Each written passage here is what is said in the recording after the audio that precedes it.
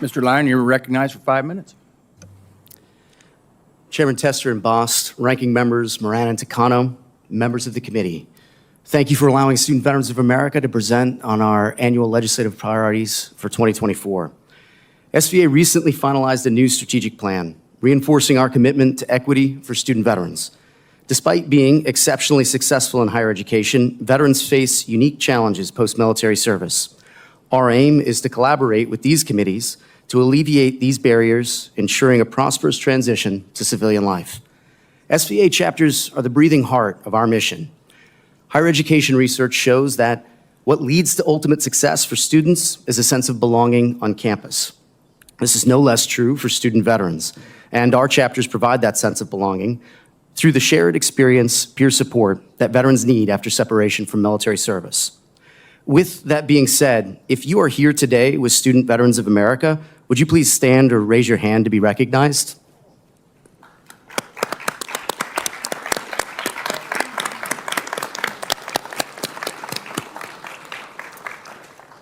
Thanks, y'all.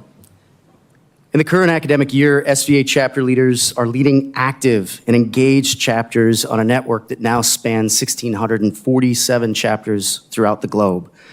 They are working with student organizations across the world. They're hosting networking and career events.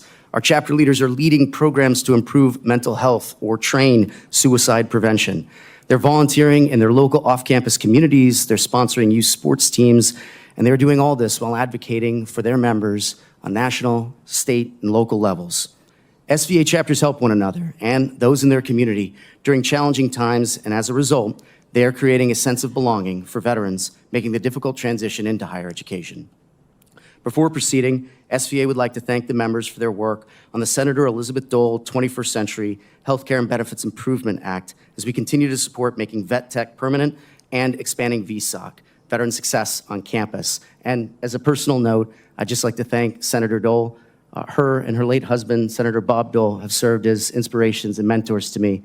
I had the opportunity to serve as an usher at Senator Bob Dole's funeral. Senator Elizabeth Dole, I couldn't think of a better namesake for your lasting legacy in our community. Thank you, ma'am.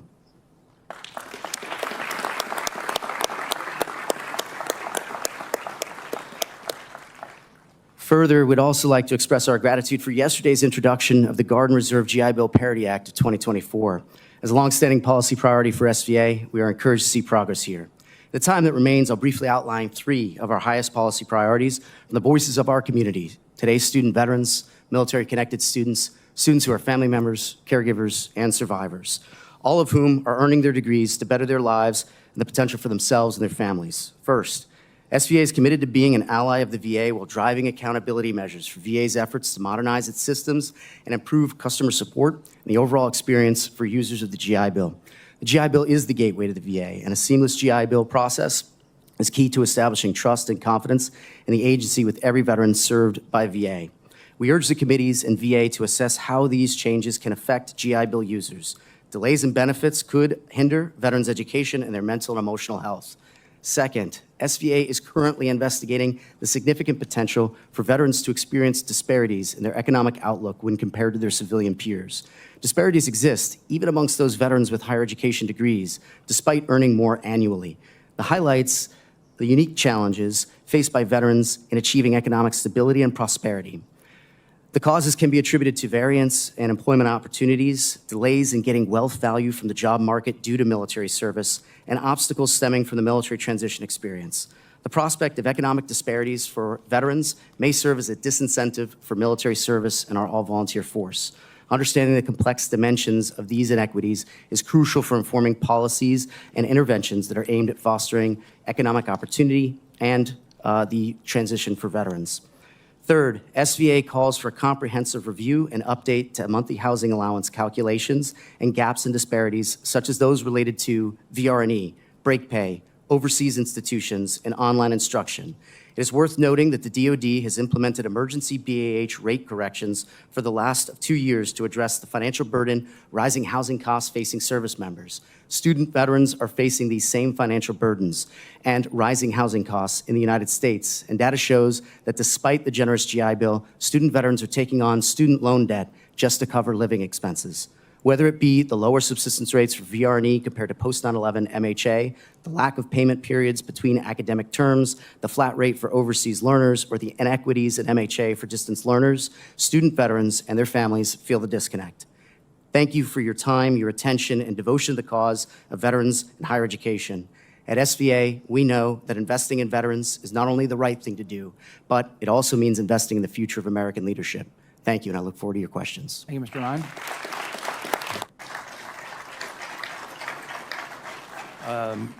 Representative Levin, you're recognized. Thank you, Mr. Chairman. I want to thank everybody here for their service, and particular shout out to everybody from California, if you're out there. All right, you're out there. Really is an honor to be part of this committee and to represent our great Marines and sailors at Camp Pendleton. Wanted to just go through a few pieces of legislation. And Mr. Lyon, I'll begin with you. There you are, Mr. Lyon. SVA has long supported efforts to create GI Bill parity for Guard and Reserve service members, and we're so grateful for your advocacy on this issue, which helped us pass the Guard and Reserve GI Bill Parity Act in the House last Congress. Can you speak just briefly on the importance of this change and the need for our communities to get the bill enacted into law this Congress? Yes, sir, and thank you for your ardent support of just making sure that every day in uniform counts. And, you know, when we look at the evolving needs of our country, there should be no difference in the way one serves from active duty, Guard, or Reserve. So by being able to create this parity, we're making sure that there's true equity in those that choose to serve during the all-volunteer force. Thank you so much for that. General Linnington, I'll... Thank you, Mr. Chair, and thank you all for being here and your incredibly important, helpful testimony. One question, well, two, if I can get to it, but I'd love to hear, obviously, from you, Mr. Lyon, first, but anyone else who wants to jump in. We have a really wonderful VA in Cincinnati, and one of the things that we're struggling with is how we get young people, younger veterans in, and many of you spoke to how important time is as it relates to any of these efforts. And so I'm curious, what's the one thing you would say to a young person that we need to be communicating more to get them in? You know, what's the most compelling selling point to get somebody engaged and learning about what they're eligible for? And then as it relates to engaging young people and getting veterans in earlier, what's the one thing that we should be doing that we're not? Thank you very much for the question. I'll do my best to answer it succinctly. When we look at the transitioning force, the vast majority of those individuals will have served in the military for 6 years or less. The vast majority of that population will be of the prior rank, like myself, E5 or below. Those individuals, at over 70% rate, their likely transition strategy includes education and training. What I would say to them is they don't realize it's that high, and you belong in higher education, and it's for you. Second, what we could be doing that we're not is understanding that the GI Bill and all VA education benefits serve as the front door for the VA. Chronically, the VA struggles to reach out to veterans under the age of 45, and the transitioning force is under the age of 30. If we use those VA education benefits to reach out to the population and both let them know what they are eligible for by making it easy, but also let them know that the federal government is an employment opportunity, we can fill gaps in two unique ways. Thank you for the question. Thank you. Education and jobs. And on our end, a piece of advice, I mean, one of the things that seems simple enough is we have talked about getting the VA on the website and then to spend some money on digital to make sure that it's popping up in front of folks. Just a simple, very quick benefits, like, you know, here's who I am, what am I eligible for? And it doesn't say you're 100% eligible for these things, but by and large, you're probably eligible for these things. Click here to learn more. In Cincinnati specifically, you could literally support the Vet Success on Campus, but then you could, so that's VSOC, or then also the VA Vital program to ensure full access to all that VBA and VHA has, but also conduct outreach from that local Cincinnati location to every educational institution around you. The likelihood that you will find veterans there is better than almost anywhere else. Thank you. You back. Thank you. I would like to take this time to ask Mr. Lyon about the education-related benefits available to veteran survivors and dependents.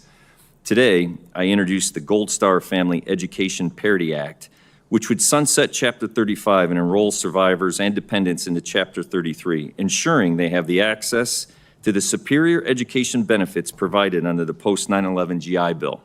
Mr. Lyon, do you believe Chapter 35 is an adequate benefit, or is it time to modernize for Gold Star families? When we look at the issues, sir, thank you first for the question and the nuanced understanding of our population and community. It's greatly appreciated.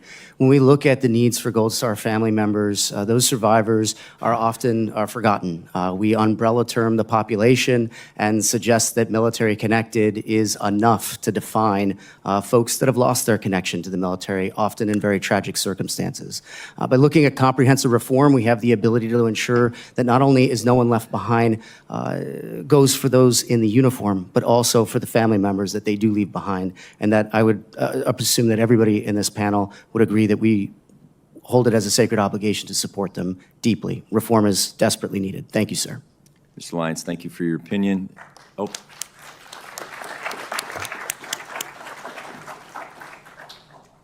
And with that, I yield back to Chairman Bost. Thank you.